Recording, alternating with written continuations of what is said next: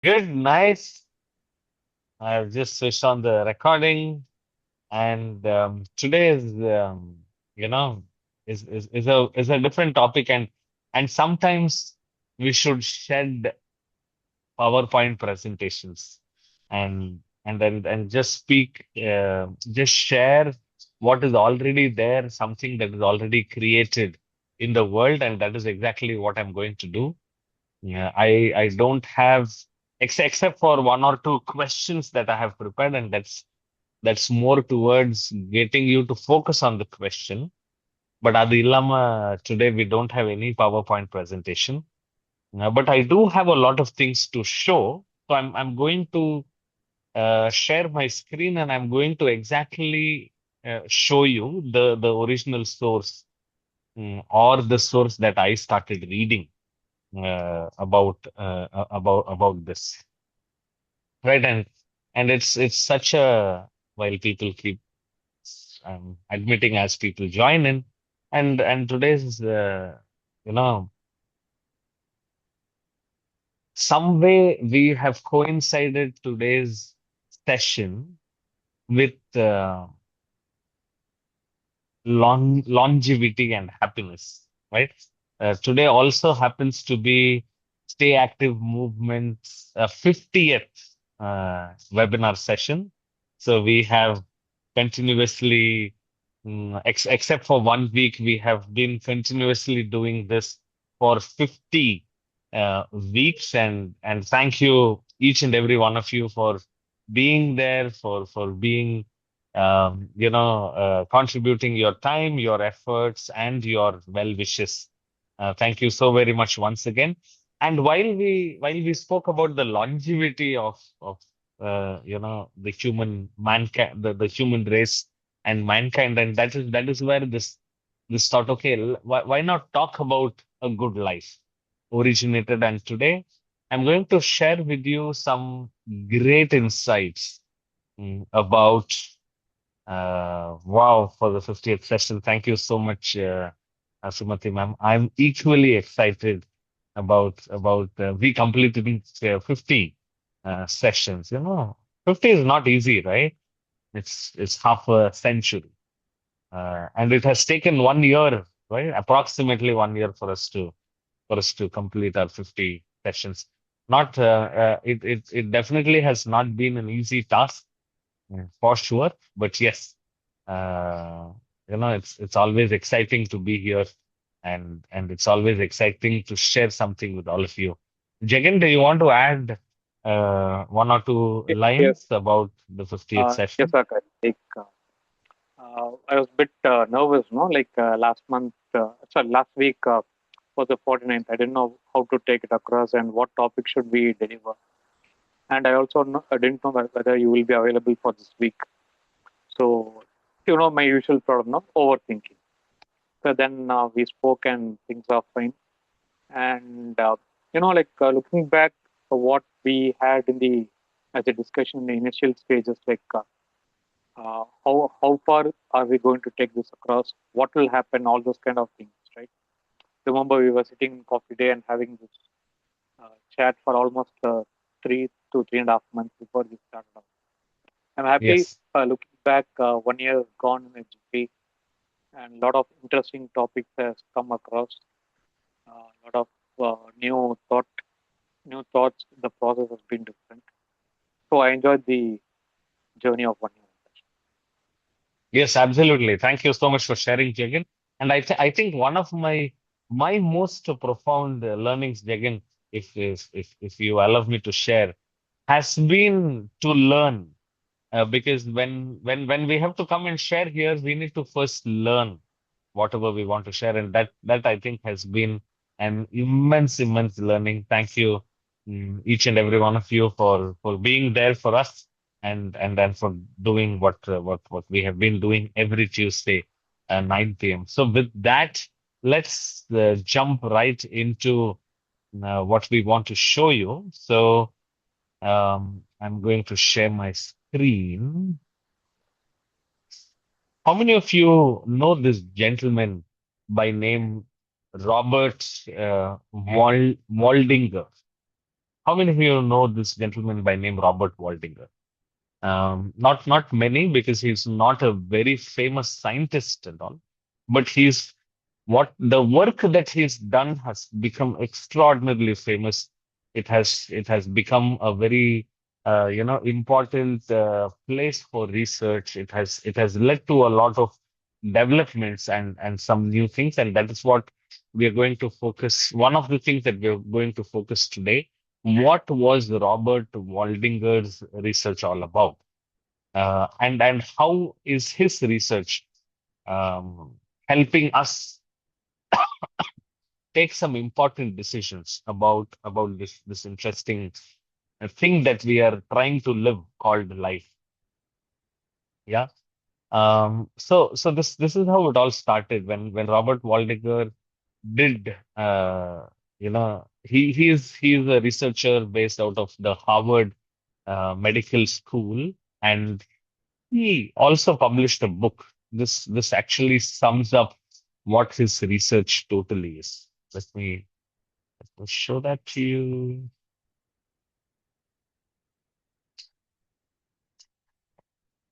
Okay. So this is the book. Are you able to see the book? Yes, exactly. The Good Life is the book that Robert Waldinger has published, and this Good Life, for some reason, has become one of the most sought after books. And what is the reason for the Good Life to be one of the most sought after books is the research, the story behind all of what he wants to teach us. And before we go on, this is the question that I have for all of you. What is your personal preference? Would you like a good life, or would you like a long life? What is it? What is your personal preference? Would you like a good life, or would you like a long life? Please use the chat and talk to me. A Akash, I good would life. good. Yes. I would prefer a good life. You prefer a good life? Okay. We have one person who prefers a good life. We have some people who say sharing on the chat. Sureshji says long life. Priya says long life. Sumati is, wanting both. Good long life. Okay. What about the remaining few people? Pradeep says good life as well. Excellent. So that there are a few people who want long life, there are a few people who want good life, and then there are a few people who want both. So, that's what this book called The Good Life is all about, and that's the basis of Robert Kiplinger's research as well, and that is what we are here to know. Okay, what is this research? And this is where I go. So what makes a good life according to Howard's longest study? Now, why is it called as the longest study? Because it existed for 85 years. The study started and it went on for 85 years, and it has moved between generations of the same family, right? So in 1938, Howard started this ambitious experiment to actually, determine what makes us happy and what makes us healthy, right? Happiness and health both are two different aspects. Just by being healthy doesn't mean that we are happy, and just by being happy doesn't mean that we are actually healthy. So it is happy and healthy both together. And their research entailed following people throughout the entire lifetimes. They started with 724 young men. And what happens is when these people become older, they get married, they have children later, and then those children go on to have grandchildren. So this particular gentleman used all of that data. not only of the 724 people who started earlier, but throughout their lifetime, right? They understood how their marriage was, they understood how their children were, they understood how their grandchildren were, so on and so forth. So it actually entailed a study of about 2,000 people in total, and it also included very, in a very serious note, and then this is true, who then later on became the future president, who then later on became the president of the United States, John F. Kennedy. So it also included him. And what do you think would have been looked at all of these 85 years? What did this study actually do? This study actually tried to collect quantitative as well as qualitative evidence of what has been happening in the life of the subjects, these 2,000 people. So every few years, researchers would look at the blood reports of all the participants, would would undertake brain scans, MRI scans of all the participants, would review the doctor's records. US has a very strong EMR, medical records necessity, and they would review all the doctor's records and they would also have a question answer session with these research people. And you know, after all of this, what do you think was concluded? What do you think was concluded? Huh? What do you think was important for good life? Was it wealth accumulation? Was it fitness habits? And I'm just saying it is a guess. We don't know what it is, and I'm just asking you to guess. If you had to guess between one of these four, what would you guess? What do you think was important for good life? What did these researchers learn? Before I actually give you the result out, I want to understand what do you think they may have learned? Wealth accumulation, or fitness habits, or eating habits, or good education, or is it something else? Okay, we have one response which says health, another one response says education, another one So, response says education. Uh-huh. Akash, Yes. usually in the competitive exams, when Hmm. it is very hard to decide between A, B, C, D, E comes all of the above. So I would say all of the above. Okay, I think that all of the above. Excellent. Thank you for sharing. All of the above is there. Okay, beautiful. So, how many of us are ready, right? Let's see what was the Okay, actual. there's some answers in the chat box. There's some answers. Yes, yes, I did look at the answers. Eating habits, education, health, and Selva Kumar says, all of the above. So let's actually see what was uh, the answer, and the answer actually is none of them. The answer is the quality of your relationships. It was not wealth, it was not health, it was not education, it was certainly not the diet that I'm eating. The answer to what does it mean to have a good life actually boils down to this one most important factor, and which is quality of your relationships, not quantity of your relationship, but quality of your relationships. How many of you are actually surprised with this answer? This never crossed your mind.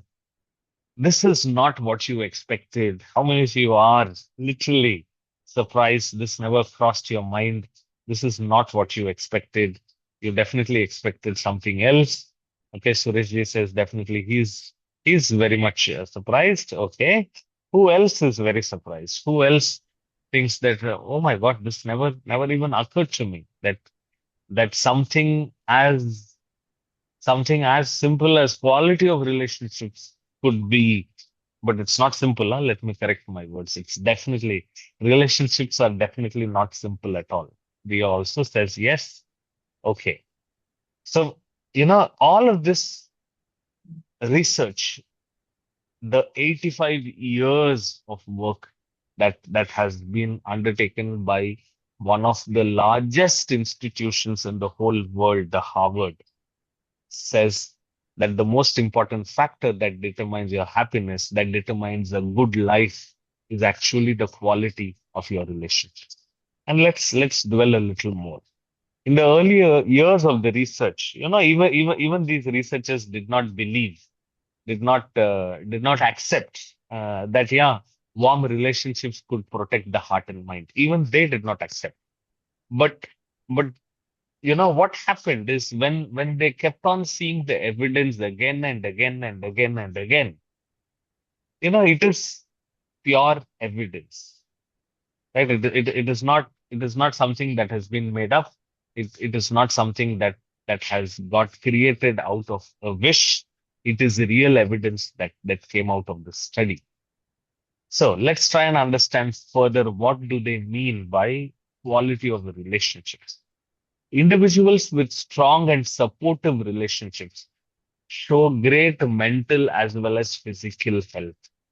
Now, typically, at least, between the Gen Zs and the newer age people, there is a bit of awareness towards mental health. Otherwise, otherwise, for people who are in their 40s, who are in their 50s, and who are in their 60s, it's always the health meant only physical. There was no indication that mental health is a part of health at all, because that's how we have been born. That is how we have been bred. So what they found is, happier led to be physically happier, and that led to live longer. And this also showed that they had lower rates of chronic diseases like CVDs. CVDs are nothing but cardiovascular diseases, diabetes, as well as arthritis. Right? Now, the second, as I was telling you, is it is the quality, not the quantity. Right? People many times boast, yeah, I have 25,000 friends on Facebook. I have 500 contacts on my phone, 5,000 contacts on my phone, and I have 500 contacts on my WhatsApp. But that is not what is the key. The key is in the quality, not the quantity. Even if you have one or two or three or four or five, it doesn't matter. But those handful of people with whom you have the highest quality of relationship, where there is warmth, where there is life in the relationship, that is what counts for this purpose, for the purpose of having the highest quality relationship. And look at this, right? People who had difficult marriages and did not choose something like a divorce, right? So living in the midst of a conflict is really bad for our health. And that is because every day stress becomes stressful for the system. And that really impacts our health. It is even getting worse than divorce. I mean, it is even worse than getting divorced, is what Dr. Robert claims. Yeah. So who reported the highest satisfaction with their relationships at the age of 80, 50, were found to be the healthiest at the age of 80. So, between 45, 40, 45, 50, a great age. And if people reported, yeah, I have great relationships, there are these, 10 tribes 10 friends that I have, and we 10 friends, meaning 10 life important people in my life, and my life revolves around them. Then they have been the healthiest at the age of 80. So midlife relationship satisfaction turned out to be the best predictor of physical and mental flourishing. Right? It also impacted real metrics like cholesterol, like IQ, and like blood pressure. It all impacted all of that. Another one deterrent in maintaining good quality of relationships was actually alcohol. Right. So what was also found was whatever problems could be attributed, I mean, whatever problems may happen in the relationship could be attributed to alcoholism. So that's something that we could definitely take lesson from and avoid. And how many of us believe that uh, the best people have a very uh, not the best childhood, but a, a childhood of great learning and great experience. Right? I think the biggest of my values and what I think of life is from my childhood. Um, I have never read about Mahabharata and Ramayana. All of what I remember about Mahabharata and Ramayana is because my grandma would tell me stories about Mahabharata and Ramayana every day when we were eating dinner. And she used to also tell stories about how we should lead a life of simplicity, and how we should have an attitude of winning and caring, and how it is important for us to be together. And in so many ways today, the reason why we all sit together and eat at least one meal a day is because of that one thought that has got imbibed in me, right? That we all should, as a family, sit together and eat without, of course, seeing the television. So those are childhood, and that has a great impact on how our later life turns out to be.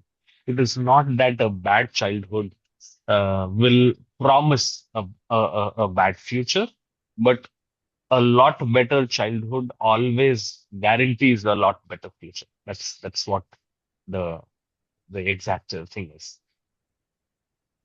Right, and we have what relationships we have with our fathers, what relationships we have mothers.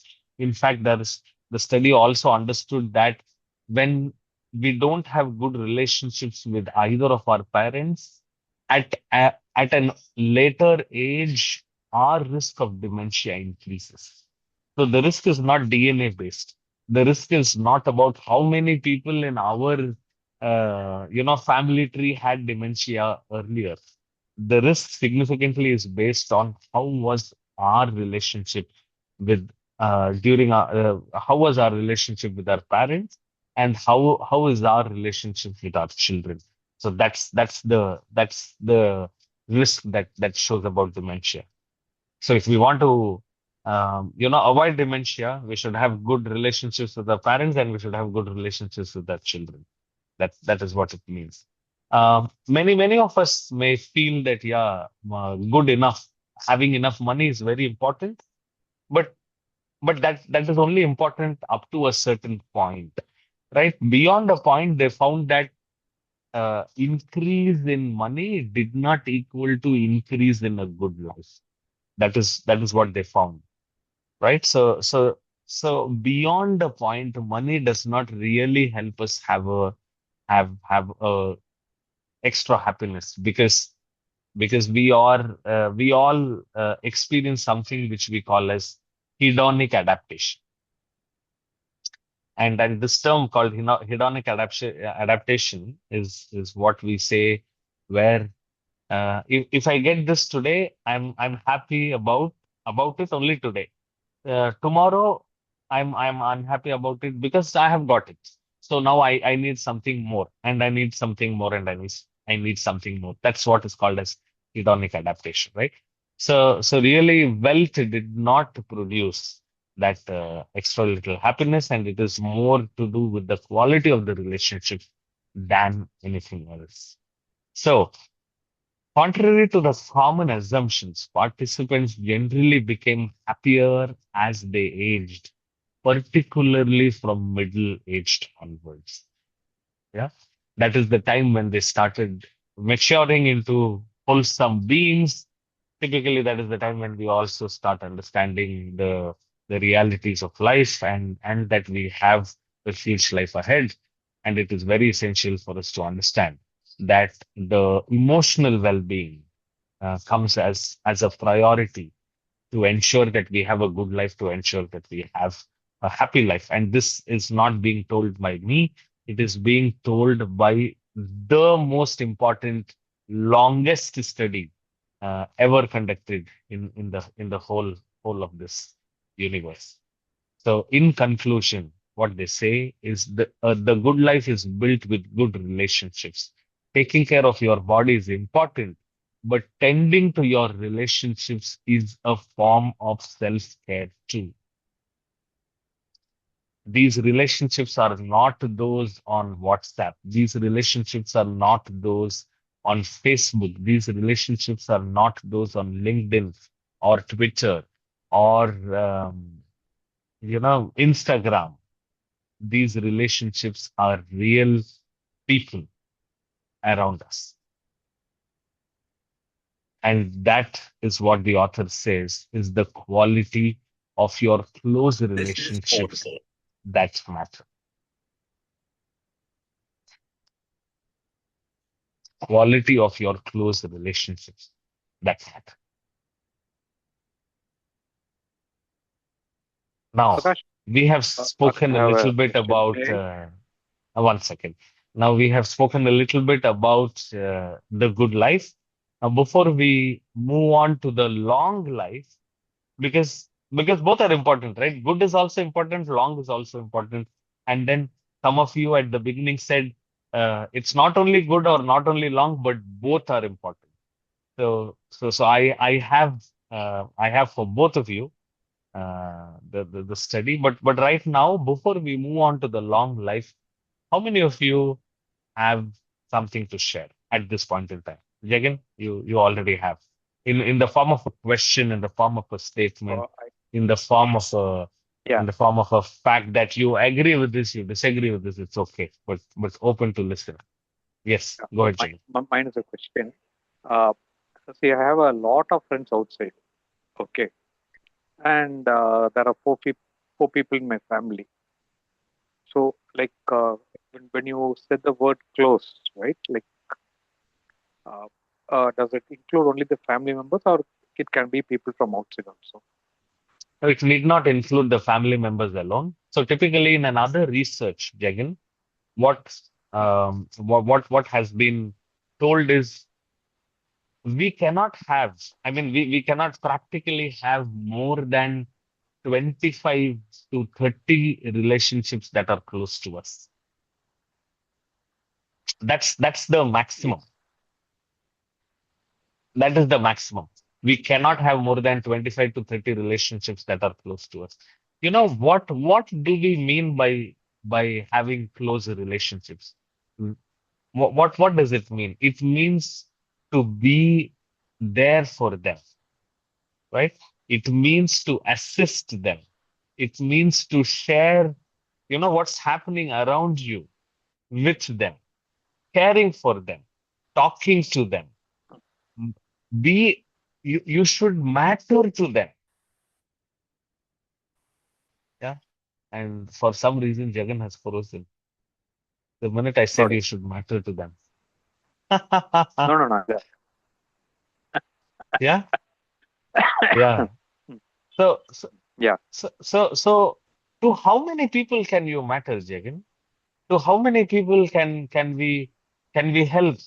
To how many people can we show up once every 1 or 2 days? It is not possible to show up beyond the 25 to 30. That's the real number that they've come up with. So it's just not family. It is close people, right? And Yeah. and that's why they have not mentioned quality of your family relationships matter.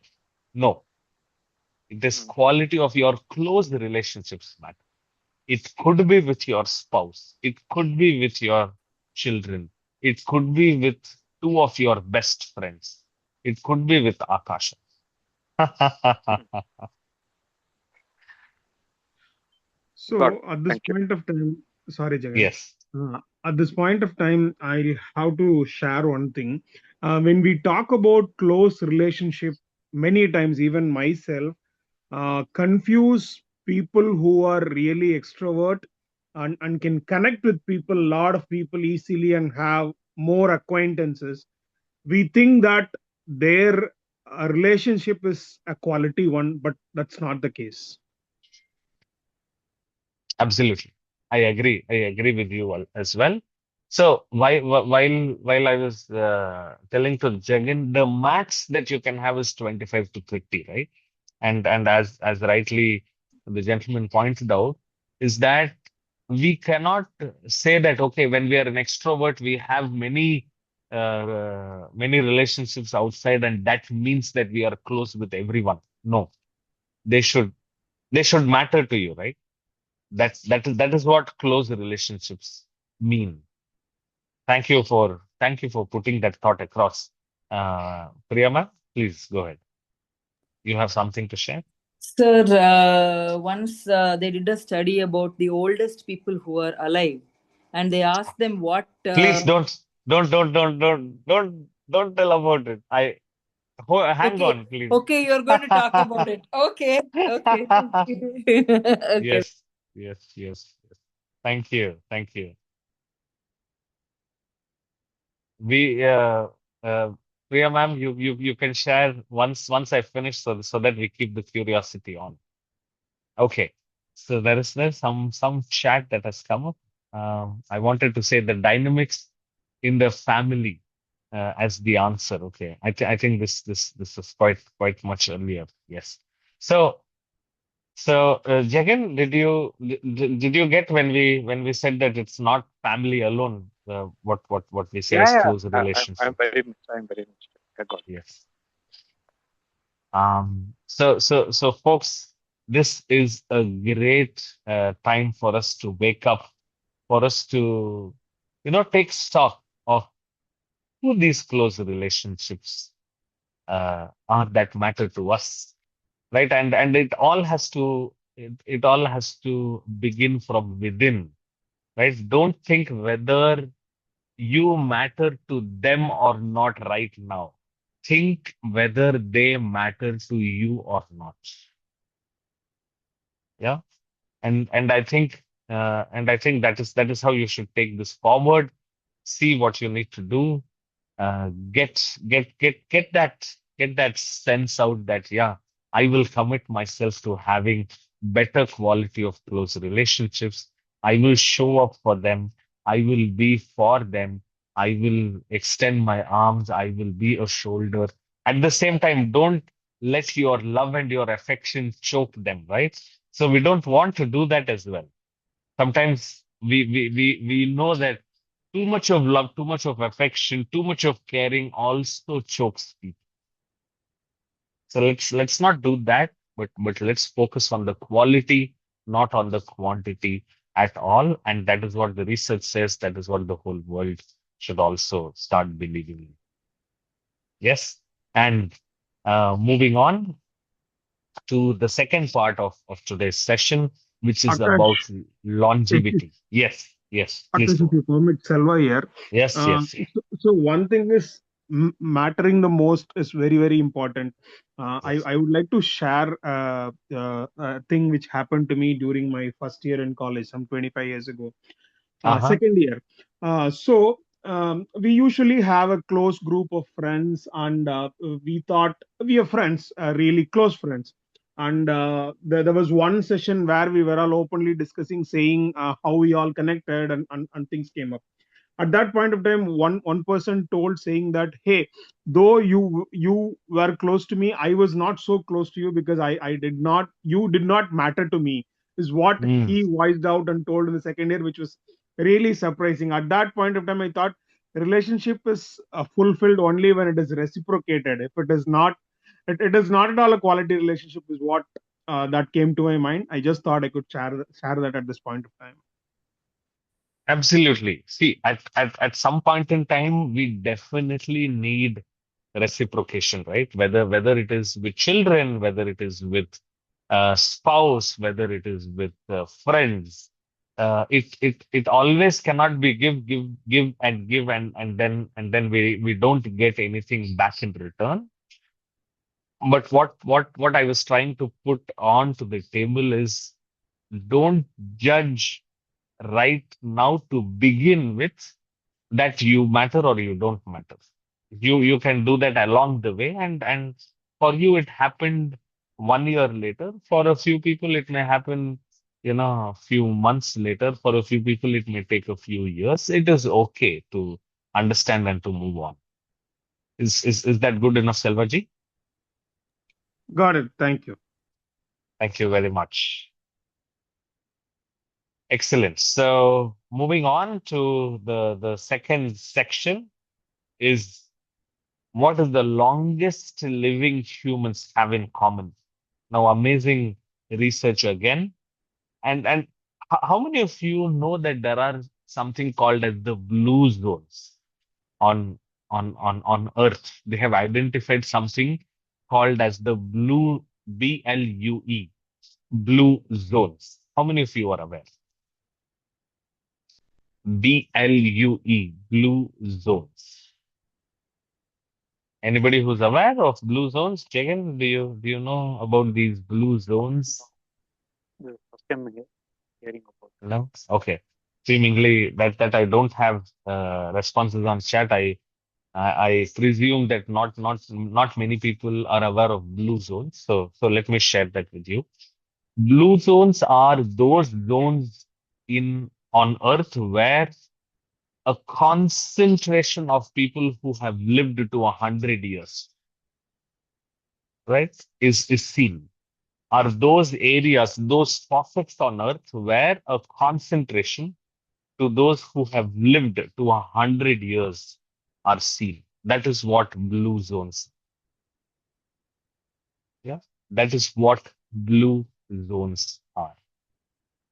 So, there was a study, these blue zones, where out of 8 billion people on this planet, less than 2%, right, live on a landmass where they can live beyond 100 years, and they study it, and that's what this particular study is all about. Now, many times, we keep talking about genetics, we keep talking about DNA. It is hereditary, so on and so forth. But I love this statement, and the statement is this, where my mouse is. It says, your DNA is not your destiny, your daily choices are. Beautiful statement, which says your DNA is not your destiny, your daily choices are. And the reason why they say that your DNA is not your destiny is because in 2018, a Calcio Life Sciences study, right, analyzed 400 million family trees. Not one, not two, not 10, not 100, not 1 lakh, not 1 crore, 400 million family trees, and found that the genetic component might be as low as just 7%. Right? That is the only impacts on our life. What has a more significant and a bigger impact is not actually our DNA, but our daily choices. And these are the 5 regions, actually, what you can see on the screen. One is Okinawa in Japan, is a blue zone. The second blue zone is Sardinia in Italy. The third blue zone is Nicoya Peninsula in Costa Rica. The fourth blue zone is Ikarai in Greece. And the fifth blue zone is Loma Linda in California. These are the 5 identified, extensively studied blue zones where people have consistently, very easily lived beyond 100 and not bedridden, not hospitalized, not unable to do. these people, though they are 100 years of age, they are still able to carry on a majority of their executive functions. You know, executive functions, right? The executive functions is, muscle movement. Blinking is an executive function. Being able to operate your hands is an executive function. Being able to chew your food is an executive function. Being able to remember your name, your family names, and things that matter to you is an executive function. So these are all the people who have lived to 100 and have all their majority of their executive functions intact. So these are the five blue zones, and this was studied extensively. And they looked at these people. What are they doing? Why are they living so healthily beyond 100 or up to 100? Right? Very easily. So there is this gentleman by name Dan Buchanan. You can see him on the screen. It's his real photograph. Dan Buchanan. Yeah, that's the gentleman. He started to study about these people. He started to learn about them. And across these blue zones, among many things, some commonalities showed up. And those are the commonalities that we are talking today. And commonality, so there are nine commonalities. We are going from nine, eight, we are going in the descending order. So here it is. The first commonality is the right tribe, right? And when we talk, when and this is also inconsistent to the previous study where they spoke about the good life, and they spoke about quality of relationships. Yeah. So here longevity is contagious. So in Okinawa, they found that there are these groups of friends who committed themselves for the rest of their life. And the same thing happened in other social circles across all the blue zones. So there are these group of people with high quality relationships, these people who matter to each other, that you call, that you associated as the right tribe, right? Yeah. That's one of the very, very, very big key factors that they have found. The the next one is always family first, right? So what they have found in these blue zones is people did not live in nuclear families like how we are now used to living. The next generation is even more. I wouldn't use the word difficult because it is very. It sounds very presumptuous and negative, but they are really losing out on a lot of things, right? Not living with the parents, not living with the grandparents, a lot of value systems, a lot of culture, a lot of love and affection. All of this is going to not be there for them, right? But loved ones first. These people always practiced intergenerational living. See, they it did not mean that they all lived necessarily in the same home, but it meant that they were all close to each other. That is what it meant. Not necessarily under the same physical roof. It meant that they were very close to each other. Right. So keeping aging parents under the same roof as mutual responsibility that protects both generations. The proximity lowers disease rates for grandchildren, while the elders get a sense of purpose and drive. So this is the eighth, loved ones first. The seventh is practicing a faith. So over a significant majority of these people in blue zones, they had some faith that they practiced, that they lived up to every day. It could be something which had to do with Buddhism or Hinduism or Christianity or Muslim or whatever faith one person practices. But they did that, and that added a lot of years to their life expectancy, along with good health. The next is the wine at five. But yes, we. it, it is not about the alcohol. It is about the fact that this is a social ritual, right? Wine at five was never about alcohol. It was about people getting together on the table.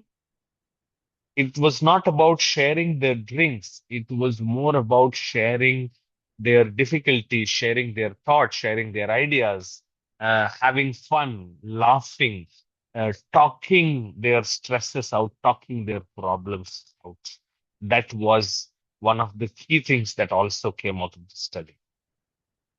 Then their diet was predominantly plant-based. Predominantly, not totally, but predominantly plant-based, which means they had vegetables, they had fruits, they had legumes, and they had whole grains. It was also studied that meat consumption was typically very limited and averaging around 5 times per month. See, this it doesn't mean that meat is good or meat is bad and veggies are good or veggies are bad. But yeah, plant-based diet was something that was significantly out on this. And something that we need to take away from this particular study is eat fresh. That is what it means, right? Let's not keep it in the fridge. Let's not keep it do this, do that, and all, and eat fresh. And this I've heard a lot of times being told that eat up to we are 80% full, not 100%, not 110, not 120, not 150 percent full. Eat just until we are 80%, right? We are no longer hungry. That's 80%. And then our downshift routines meaning some routine throughout the day was there. For the Ukrainians, it was the nap. They used to nap for a little bit. For the Okinawians, it was the ritual of honoring their ancestors every day. They would honor their ancestors every day. This they would do actually every day. And these rituals, though it meant that you are taking a nap or you are honoring your ancestors, or the Sardinians in Italy had a happy hour. It was not just that, it was about reflection. It was about connecting to something superior. That was what this downshift routines thing. And this significantly reduced stress is what the and stress is the number one reason for inflammation and all the other troubles that we would get. The second is, what is my reason to wake up every day? What's the purpose? So knowing this alone added 7 extra years for their life, right? And this is how this concept called ikigai came. What is my purpose? Ikigai. We also did a webinar about ikigai once. The Nikonians call it plan de vida, right? Why should I wake up? See, even earlier in one of the slides, they said intergenerational living. Now the grandparents would wake up because their children, right? Their children would go to work, and these grandparents had to take care of their grandchildren. So that was the purpose of why they existed, to take care of their grandchildren. Or in agriculture based communities, they were required to lend a hand in agriculture, right? And that was their purpose. So what is the purpose? That is what they say. When you are depressed, that is exactly when you should do something for somebody else, they call it.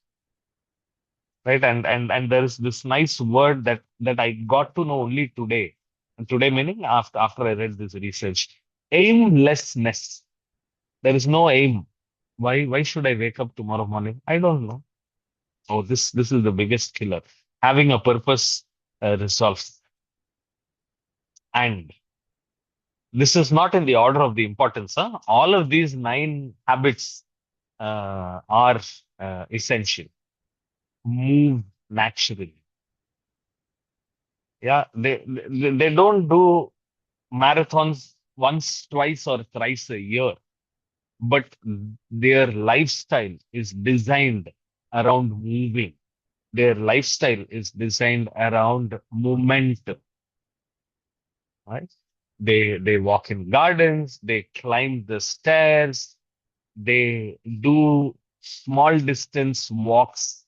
They eat after every meal. Sorry, they walk after every meal for 5 to 10 minutes. Yeah. And all of this is what modern science also says. 7,500 steps a day. It keeps you going, keeps the doctor away. An apple a day keeps the doctor away was what we were told when I was in school. But today, different things are being taught. 7,500 steps a day keeps the doctor away. Right. So these are the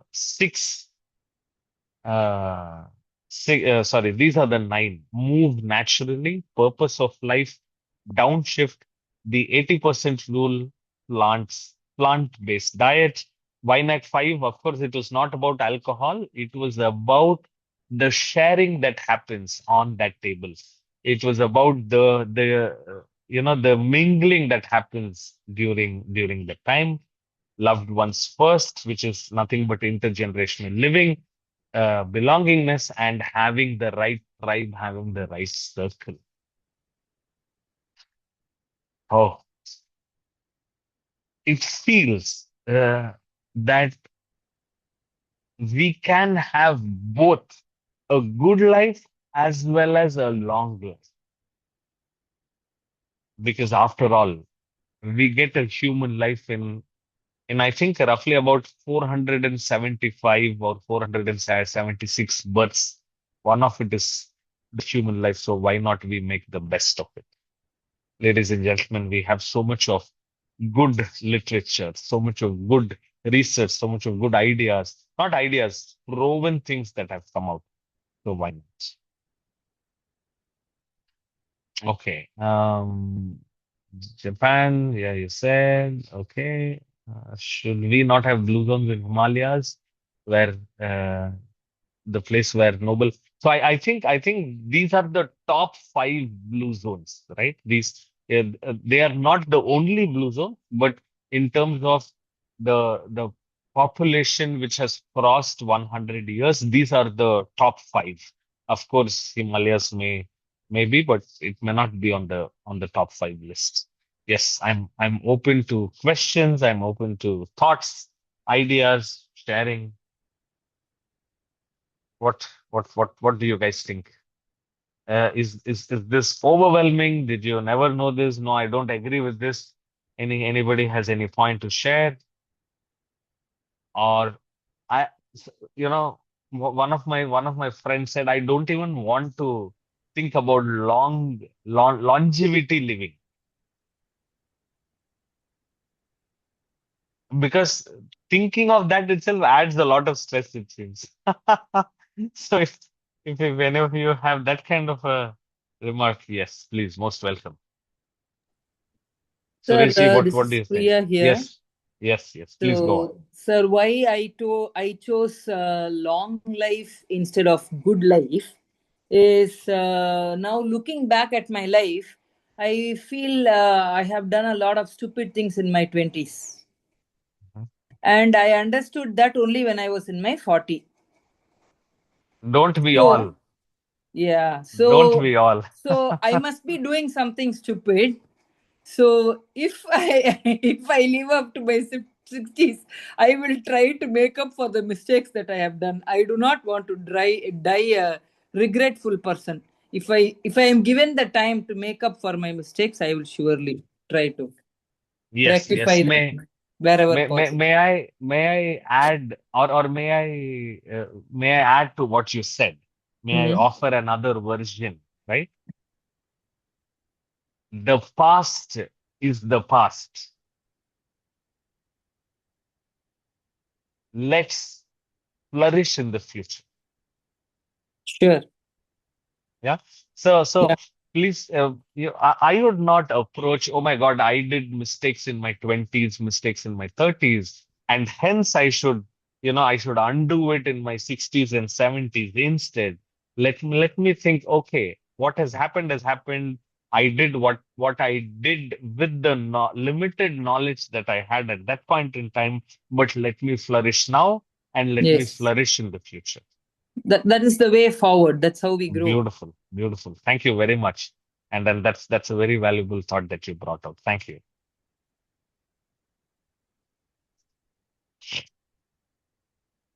Anybody else who wants to share? Jagan will not agree with the statement wine at five. What do you think, Jagan? Definitely not. Akash. Yeah, but Probably it you can will be. agree. I will not agree with the statement that Bajji Bonda at five. That is that is also something that I won't agree. Maybe we should say green tea at five. That is okay. Yes. Yeah. Sorry, Akash, since you brought the topic of Bajji Bonda at 5, probably I'll make it more specific. The Bajji Bandi near Jagan's old office with that chili bajji and chutney. Oh, he has taken you there also. Oh, I used to come to Jagan's office a lot earlier. Okay, Lot of Asteria thoughts. I would stop there. absolutely. No, I do know. Um, I think half of that fellow's wealth is because of Jagan, or because of the people that Jagan would take there. Brand ambassador. Brand ambassador. Yes, yes. Definitely, Akash. I was just thinking about those blue zones. No, like you were also talking about 20 years. I don't know, all of us have these zones, right? Even in wherever we were during our Hmm. college days, during our uh, uh, career startups, when we were working, when we Yeah, became an entrepreneur. Like me and Salva, we were in Rotaract.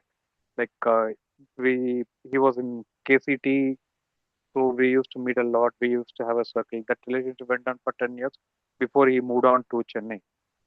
right. So a lot of these things, blue zone. Probably I think it can be also in each one's life at different stages in patches. Yeah, I don't know. see, those maybe we could refer them as good zones if you if you want to, because scientifically there is a definition given to a blue zone. A blue zone is a place, right? A landmass where a majority of them have lived beyond 100 years, but no Hmm. harm in we creating our own blue zone, right? In that context of what you said, Jagan, I would encourage you to think, okay, how can I expand this blue zone? Probably I'll change the color to overcome the conflict of somebody's idea. Probably just change that. Yeah, we could do that. So, as for the Wonderful. question of people in the Himalayas Uh-huh. who have not been mentioned, so they say that as they become more and more enlightened, their vibration changes and it's not the same Hmm. as the others. So maybe they could not be studied or seen.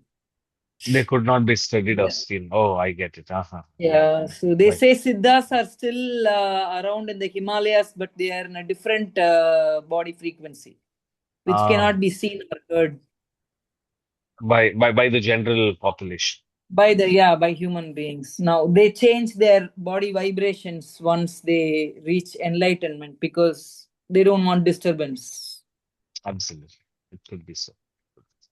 Thank you. Thank you very much for sharing that as well, Priya ma'am. And wonderful. I think some quite. What do you think about today's session? Just quickly, if you can put it on the chat, we can end this session and we can all go home. What did you feel? Was this useful? Did you like the facts that came with a good life and with the long life? Does it help you? Any feedback on that? What do you say, Jagan? Suresh ji? Akash, like how to get both. Like a lot of restructuring, reshaping, and a lot of let goes has to be done.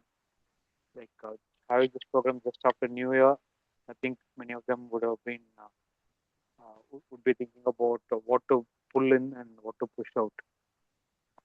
So probably like I'll catch up with my what I'm taking across from today's session is like I'll start catching up with my old friends and relatives, building on them. Yeah, not not the quantity, the quality.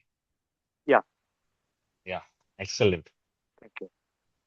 Beautiful. Thank you, Jagan. And give a session on living long without anyone's help. Okay. Living long without anyone's help. Quite a difficult session it would be. We need a lot of people's help to live long. Let us make blue zone here, sir, in India. Yeah, that's a nice thought. Thank you. So you actually said that some topic is coming up when Priya ma'am was about actually Sumati ma'am this about the longevity. So that is what Priya ma'am was going to mention, right? Priya ma'am, you are going to mention something about longevity, right? Yes. There Yeah. was a study about people in Japan and China as to they studied people who have lived above 100 years, and they actually Mm, asked them what mm, was the reason that they have lived this long. mm. And the major reason they said many of them were doctors or social workers who Mm. feel are actually making a change and helping the society every day. Purpose. Yeah, the Purpose. purpose as to why they are living. Yes. Yes. So 100-year-old gynecologist still she goes and sits in her clinic. It is not for the money. She has stopped charging people. She has enough Right. money in her life. She feels she is making a change. She is helping the people around her, and her life is purposeful. Absolutely. Absolutely. So true.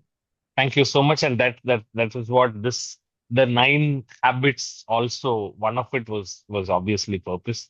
And that's why I requested Priya ma'am, please hold on. Uh, if you tell, then I don't have a job to do. Yes. Thank you everyone. It Thank was you. Thank wonderful you. again and meet you again next week at 9 p.m. Ta-ta, bye-bye. And good night, everyone. Bye. Have a happy Pongal. Bye-bye. Bye. Happy Pongal to Thank you. everyone. Good night. Bye.